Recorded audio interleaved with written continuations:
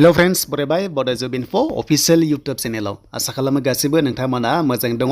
दिनै सानडे देवबार बिनि थाखायनो स्पेशल स्किमनि सायाव डिसकास खालामगोन। ए टु जेड जोङो नायगोन जे श्रम कार्ड गोनांफोरा मानो राङारि अनसुंथाइ दासिमबो मोननाय जायासै। मानोना गोबां चेनेलाव नुदों जानांगौ नोंथांमोना बे कार्ड थायोबा नोंथांमोननि एकाउन्टआव दानफायाव 3,000 रां हाबगोन होननानै। नाथाय बे बेसेबां सैथो बेनि सायाव डिटेल्सखौ लाबोदों। आरो बेनिफ्राय मानधन स्किमनि सायावबो डिटेल्सखौ लाबोदों। पीएम किसान इनस्टलमेन्टनि सायाव माब्ला मोनगोन बिनि सायावबो डिटेल्सआ दङ। बोराय बुरि पेन्सन एबा अंगहानि पेन्सन नोंथांमोन एप्लाइ खालामदोंबा बबे समाव हाबो आरो बोरै खालामनांगौ ए टु जेड नोंथांमोनजोंहाय शेयार खालामगोन। स' बेखायनो जाय नोंथांमोना बड'जब इनफ' इउटुब चेनेलाव गोदानै फैदोंमोन साबस्क्राइब खालामना ला।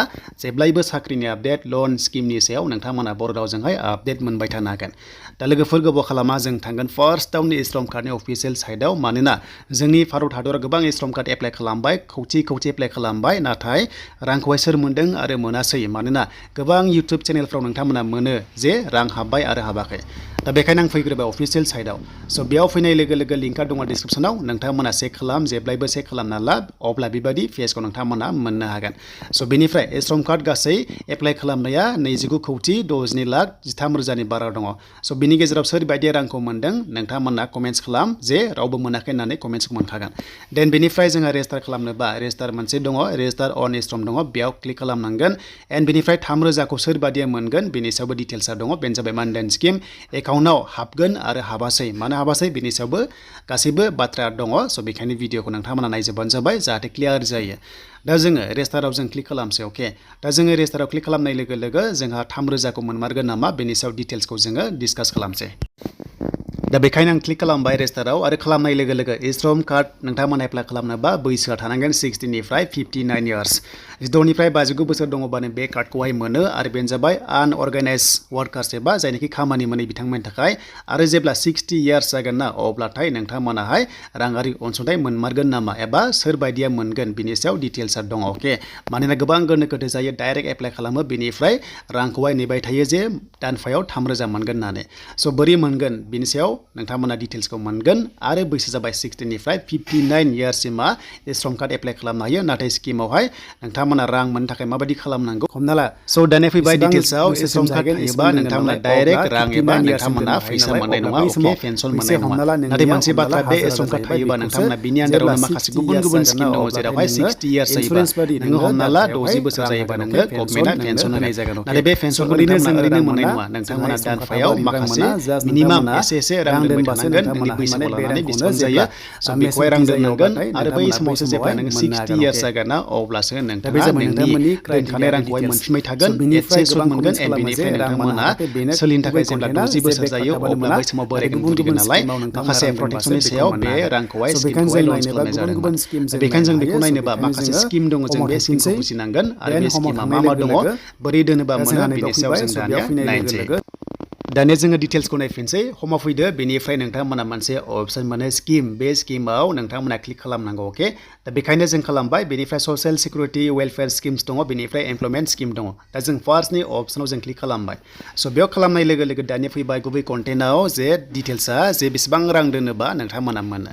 दा फार्स्टआव मोनसे स्किम दङ श्रम कार्डनि गेजेरजोंहाय प्रधान मन्त्रि श्रम य'गि मानधन य'जना होननाय दङ। अके, बे जाबाय अल्ड एज प्रटेक्सन होनना बुंदों। माने जेब्ला नोङो बोरायगोन बुरिगोन ना 60 इयार्स जागोन अब्लाथाय नोंनो दानफायाव माखासे रां सोगोन। नाथाय बेखौ मोननोबा नोंथांमोना मान्थलि नोंथांमोना 55निफ्राय 200नि गेजेराव रां दोननांगोन। LIC बादि दोननांगोन। अब्लासो बै समाव बे फैसा एसे सुद मोननानै बेखौनो नोंनो होफिननाय जागोन जेब्ला नोङो 60 बोसोर जागोन। बेखौनो बुंदों मोनसे स्किम जेराव नोंथांमोननि बैसोआ बेखौ खालामनोबा माखासे बैसोनि गोनांथि दङ। बेनो जाबाय 80निफ्राय 40 इयार्ससिम दङबा नोंथांमोना बेयाव एप्लाइ खालामनांगौ। अके, स' बेनिफ्राय नोंथांमोना 80निफ्राय 40 इयार्सबाल' बेवहाय हागोन। आरो जेब्ला नोङो 60 इयार्स जागोन ना अब्लाथाय नोंनि फैसाखौनो बै समावहाय नोंनो होफिननाय जागोन।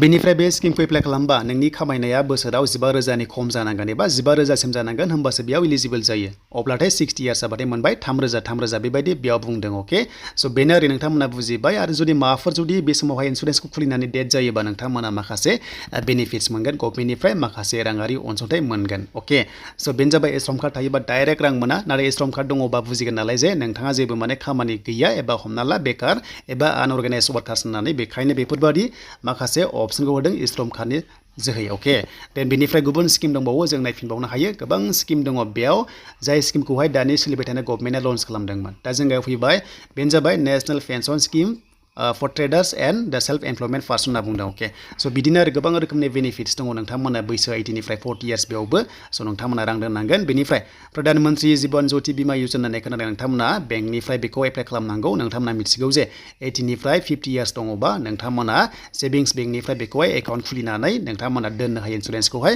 बेयावबो माखासे नोंथांमोना राङारि अनसुंथाइ मोनगोन जेब्लानोखि नोंथांमोना माने बै समाव माबा मोनसे जायोबा एबा डेथ जायोबा बेनिफ्राय बोसोराव 436 माने 436 रां दाननाय जागोन अके स' बेखौहाय दानि सोलिबाय थानाय बिजेपि गभर्नमेन्टआ लन्च खालामदों नालाय बेफोरबायदि स्किमखौहाय प्रधान मन्त्रिनि आन्दाराव दङ स' बिनिफ्राय गाहायावबो नोंथांमोना गोबां स्किम मोनदों जेरै प्रधान मन्त्रि सुरक्षा बीमा योजना होननाय बेखौबो नोंथांमोना 18निफ्राय 70 इयार्सनि गेजेराव दङबा एप्लाइ खालामनो हायो बेनिफ्राय बोसोराव 20 रां दाननाय जागोन अके बेनिफ्राय डेथ बेनिफिट्स दङ एबा थैयोबा रां मोननाय जायो 2 लाख स' बेबादि आरो लोगोफोर स' नोंथांमोना मिथिबाय जे श्रम कार्ड थायोबा डाइरेक्ट रां नोंनि एकाउन्टाव हाबा श्रम कार्ड गोनांफोरा माखासे स्किमजों एप्लाइ खालामनो हायो आरो रां दोननांगौ होमबासो दानफायाव 3,000 नोंनो बै समाव जेब्ला 60 इयार्स जागोन ना अब्लाथाय नोंथांमोना मोननो हायो स' बेनिफ्राय पिएम किसानाव फैबाय दा पिएम किसाना रां बेसेबां मोनमारो दा पिएम किसाना जाबाय सेन्ट्रेलि माने स्पन्सर खालामनाय राङारि अनसुंथाइ फ्रियावनो होनाय बेयाव थाइसेबो रां दोननाङा बेखौ मिथिखाबाय नाथाय माखासे क्राइटेरिया गोरोबबानो बेखौ एप्लाइ खालामनो हायो आरो नोंथांमोना बोसोरावहाय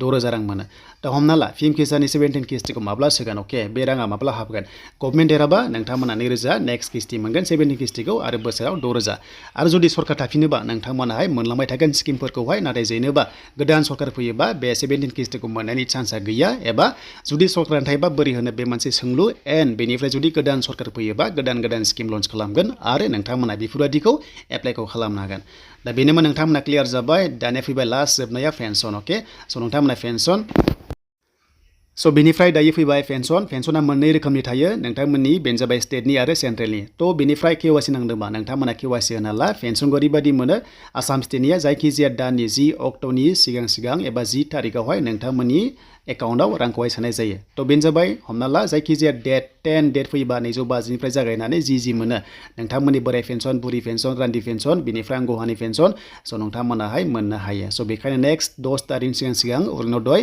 बेनिफ्राय माखासे स्टेट पेन्सनफ्रा नोंथांमोना हाबगोन स' बेखायनो बेंकजों आधार कार्डजों एक्टिभ खालामना ला लिंक खालामना ला होमबासो मोननो गोनां किस्तिखौहाय नोंथांमोना मोनगोन दा बेनोमोन लोगोफोर नोंथांमोननि थाखाय डिटेल्स भिडिअ श्रम कार्डनि सायाव आरो लोगोसे गुबुन स्किमनि सायाव